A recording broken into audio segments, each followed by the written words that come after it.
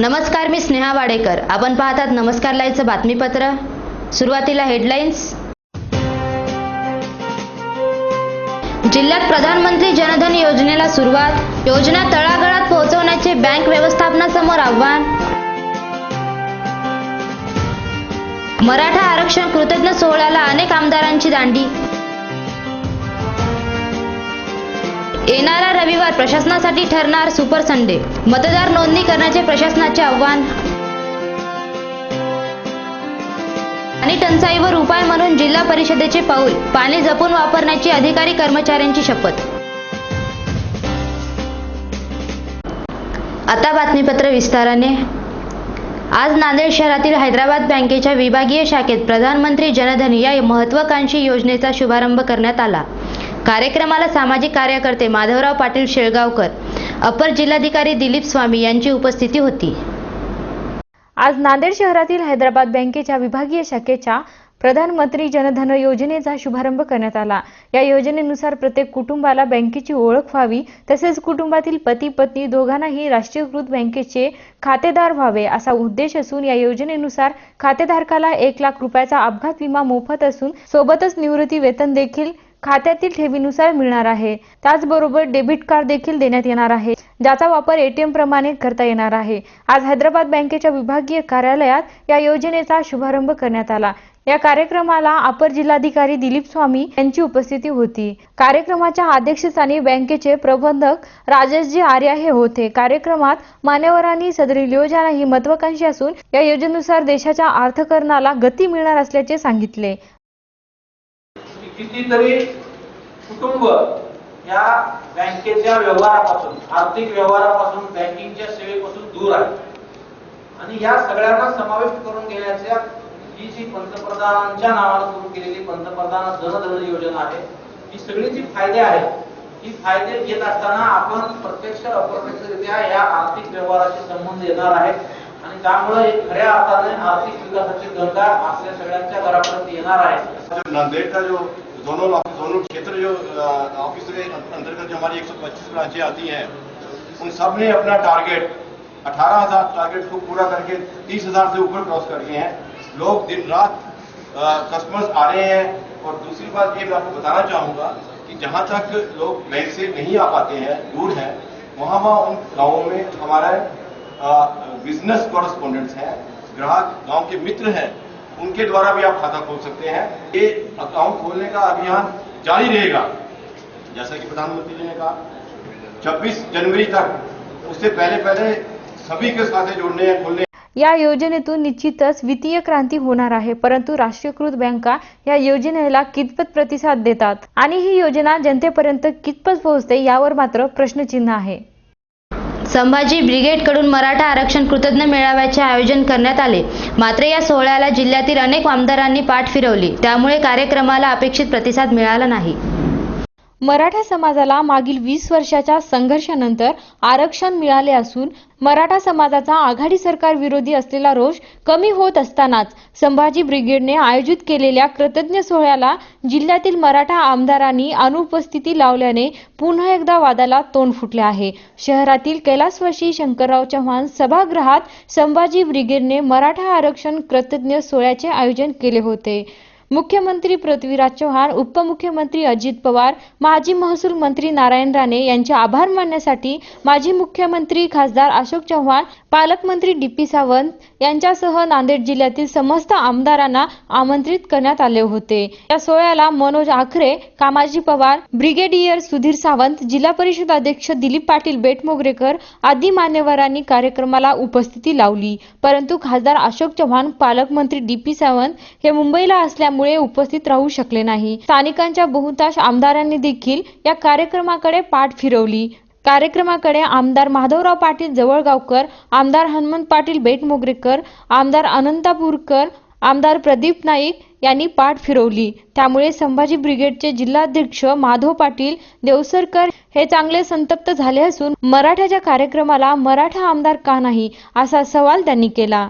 कार्यक्रमाला खासदारांनी, पालकमंत्र्यांसह प्रमुख मान्यवरांनी पाठ फिरवल्याने उर्वरित कार्यक्रम ब्रिगेडियर सुधीर सावंत, मनोज आखरे आणि आमदार वसंत चव्हाण यांनी सावरला. नागपूरला आम्ही विधान भवनावर आम्ही धरणे धरली,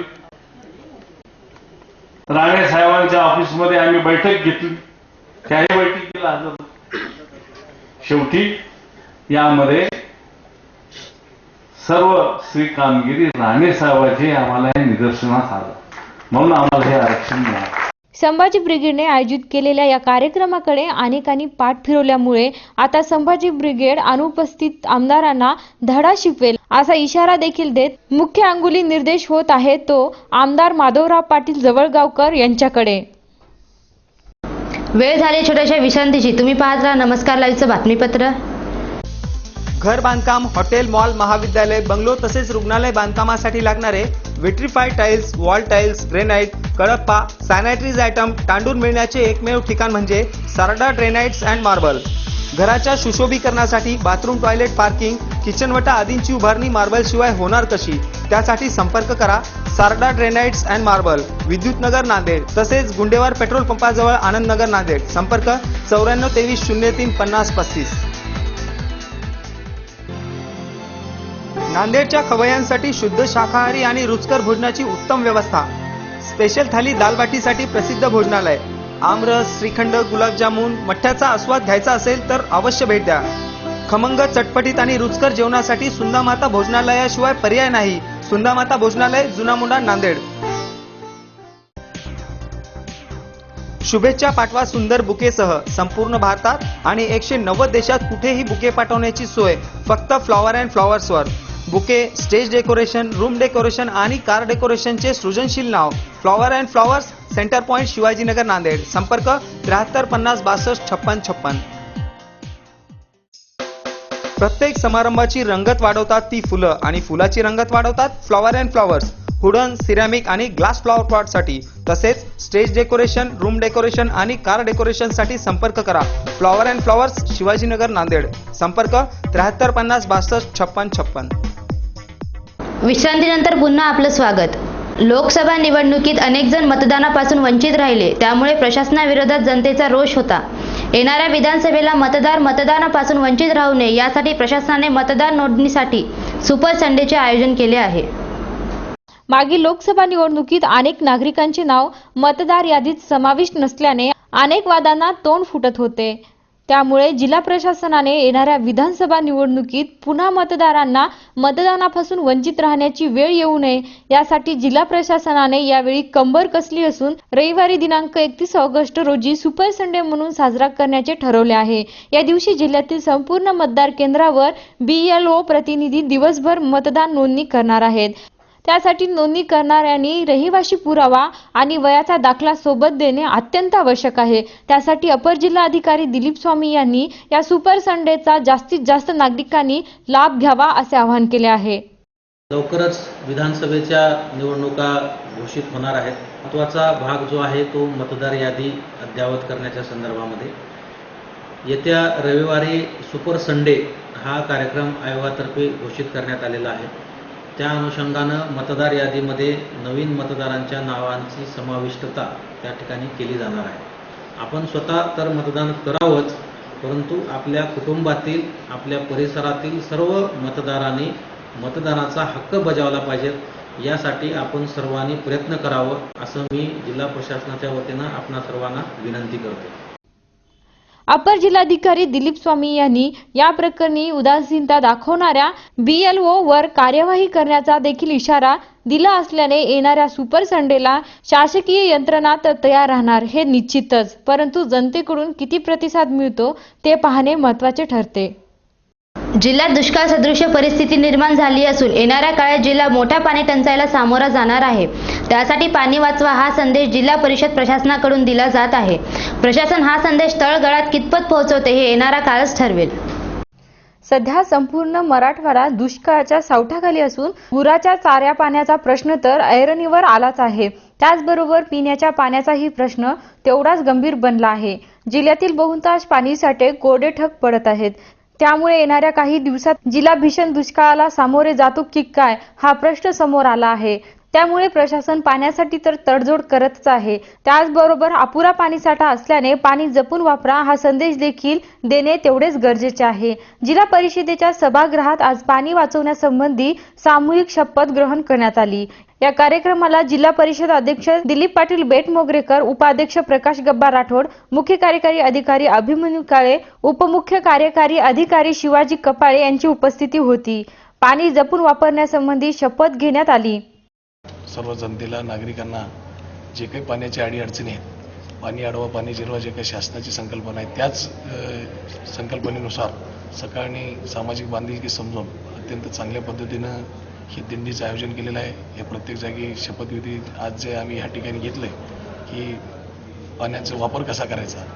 येणाऱ्या काळात जिल्हा मोठ्या पाणी प्रश्नाला सामोरे जाणार आहे. त्यामुळे पाणी वाचवा हा संदेश विस्ताराने आणि व्यापकरित्या पसरविणे गरजेचे आहे. त्यासाठी प्रशासन खरोखर किती पुढाकार घेते आणि जनतेकडून त्यांना किती प्रतिसाद मिळतो हे पाहणे देखील औचित्याचे ठरणार आहे. आता बातम्या संक्षिप्त स्वरूपात. सोनखेड पोलिसांनी 6 जुगारांना रंगेहात पकडले. तिसऱ्या दिवशी पावसाची विश्रांती. शेवटी पुन्हा हेडलाईन्स. जिल्ह्यात प्रधानमंत्री जनधन योजनेला सुरुवात. योजना तळागाळात पोहोचवण्याचे बँक व्यवस्थापनासमोर आव्हान. मराठा आरक्षण कृतज्ञ सोहळ्याला अनेक आमदारांची दांडी. येणारा रविवार प्रशासनासाठी ठरणार सुपर संडे. मतदार नोंदणी करण्याचे प्रशासनाचे आव्हान. पाणी टंचाईवर उपाय म्हणून जिल्हा परिषदेचे पाऊल. पाणी जपून वापरण्याची अधिकारी कर्मचाऱ्यांची शपथ. आणि याचबरोबर नमस्कार लाईव्हचं हे बातमीपत्र संपलं. पुन्हा भेटू. तोपर्यंत नमस्कार.